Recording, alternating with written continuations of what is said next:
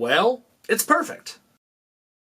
No, I'm just goofing around. We're going to talk about this album in depth. At the beginning of April, Turnpike Troubadours announced through a viral marketing campaign that their 6th studio album, The Price of Admission, would be coming out on April 11th, and Red Dirt fans everywhere wept tears of joy. The album's release coincided with the historic Boys from Oklahoma concert held at Boone Pickens Stadium that same weekend. And despite the fact that the main attraction of the weekend was one of Red Dirt's seminal bands, Cross Canadian Ragweed, getting back together after 11 years, the new Turnpike album seemed to really dominate the conversation over the weekend in the Red Dirt fan community. Given what the stakes are of tying an album release to a monumental event like this are, it had to live up to the moment. And I think it certainly did. Since its release last Friday, The Price of Admission has garnered near universal acclaim, with many fans online struggling to decide where it ranks in their favorite Turnpike records, which, no shit.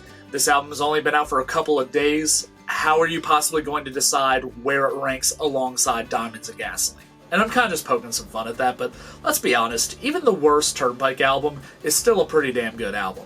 I'll let you decide what that is. Given the fan reaction to Turnpike's last album, A Cat in the Rain, it was clear from the get-go that one of the table stakes of this record was going to be the production.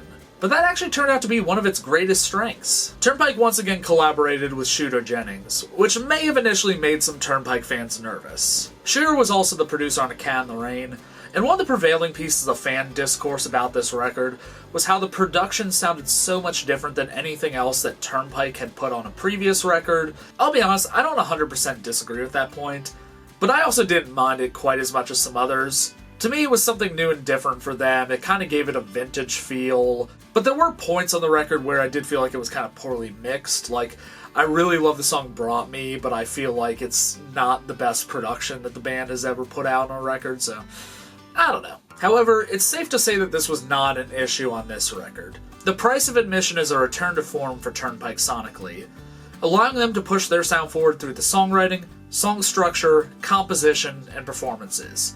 Things that have always been their strength. And despite this album maybe being closer to form for them, they are able to make it sound really fresh. For instance, I think the pedal steel tone and the parts that Hank Early is playing in Searching for a Light sound very different from anything Turnpike has done before. And the gang vocals on Be Here are something that has never been done on a Turnpike record. But it fits right in. I will say, I love the gang vocals in concept, but I'm not quite as hot about the execution. It sounds a little bit boomy and washed out to me, which makes it difficult to understand. Personally, I would like a little bit more clarity, maybe a little bit more edge on those just to make them a bit easier to understand. That's just me, though. I don't know. If you listen to Turnpike's discography, save maybe for their now defunct Bossier City album, you'll notice that across all their records, the instrumentation is relatively the same. It's mostly built around acoustic guitar, fiddle, bass. You're going to have some electric guitar, you're going to have some pedal steel, you're going to have some accordion at times and other instruments like that, but it's a pretty solid and consistent sonic palette. Where they grow from album to album is in their songwriting, composition, and musical performance. Having that rigid set of aesthetics might seem kind of constricting to the outside observer, but it's actually one of their greatest strengths. Having those confines allows them to experiment more within them and find new and creative ways to expand musically while still staying true to form. It's kind of that idea of maybe you don't have every tool you want at your disposal, but because you don't, you get really good with the tools that you have. I think that has always been one of Turnpike's greatest strengths. Another thing that's great about this album, all songs recorded on this album were written by members of Turnpike Troubadours.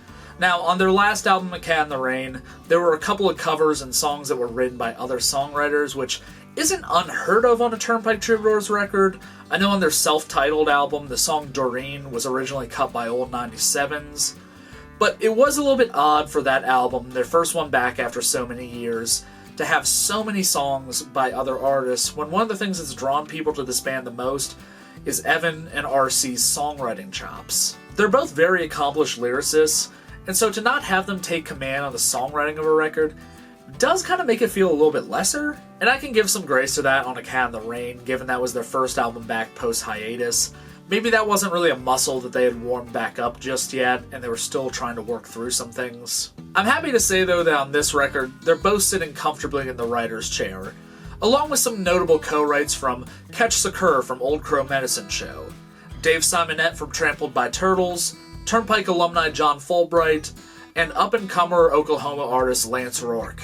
In addition, fiddle player Kyle Nix gets a chance to shine on this record as a songwriter. Over the past few years, Nix has carved out a solo career with his band The 38s, and one song from his band's most recent album, a song titled Nothing You Can Do, gets reimagined for this album as well. And I've gotta say, I think I prefer this version, if anything because Turnpike's rendition makes it sound like it's a leftover cut from Dylan's Highway 61 Revisited, which I think is kinda cool. I'm gonna take a closer look at some of the songs on this album here in a moment, but before I do, I just want to say, if you're a fan of alt-country, Americana, independent roots music, anything of that note, and you're enjoying this video, I want to just invite you to subscribe to this channel. I talk about all that type of music here. I've done a couple videos about Turnpike Troubadours at this point. I'm sure this isn't going to be the last one that I do, but I might cover some of your other favorite artists as well. So, if you're enjoying this review, please go ahead and hit that subscribe button.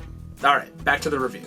I'm a sucker for a good opening track, and this album does not disappoint. On the Red River is an absolutely gut-wrenching song that sets the tone for the album. An ode to a late father that, like I said previously, it's gonna make you cry. It just is. And that's okay. I think anyone that's ever suffered a major loss in their family, which is probably most people, whether that's a parent or a grandparent or someone else that they care about, I think anyone who's been through that can relate to this song. With lines like, I guess Saturday started without you, I knew before I got the call, and I gotta look at the world from up on your shoulders, really evoking a lot of emotion. And you can hear it in Evan's voice too, especially as he's going into that final verse and chorus area. It's just, I mean, you can just hear it. There's some real emotion in that performance, and wow. It's a beautiful tribute and a real tearjerker, which is something that I love not only about Turnpike's music, but country music as a whole. That ability to create a strong emotional connection, just kind of knowing like, hey, it's okay, we're going through that too. I don't know, I just think it's beautiful. I also both love and hate that as a co-writer, Ketch Secor snuck his band name into this song's lyrics. I'm sure Evan was fully complacent in that, is aware that it's in there, but if anything, it really offers just like a moment of levity in an otherwise really heavy song. It could easily sneak right by you if you're not listening closely, which helps keep it from being distracting. It's just a nice little Easter egg in the song for fans of both artists. If you don't know what I'm referencing, I'll read the verse for you real quick. And you'd call it a cure for a snake bite, and reach for a fifth of Old Crow. Some medicine should get your head right when your symptoms were starting to show. Kinda funny, kinda hokey. Overall, it's pretty harmless, and I love Ketch Secor, so I give it a pass.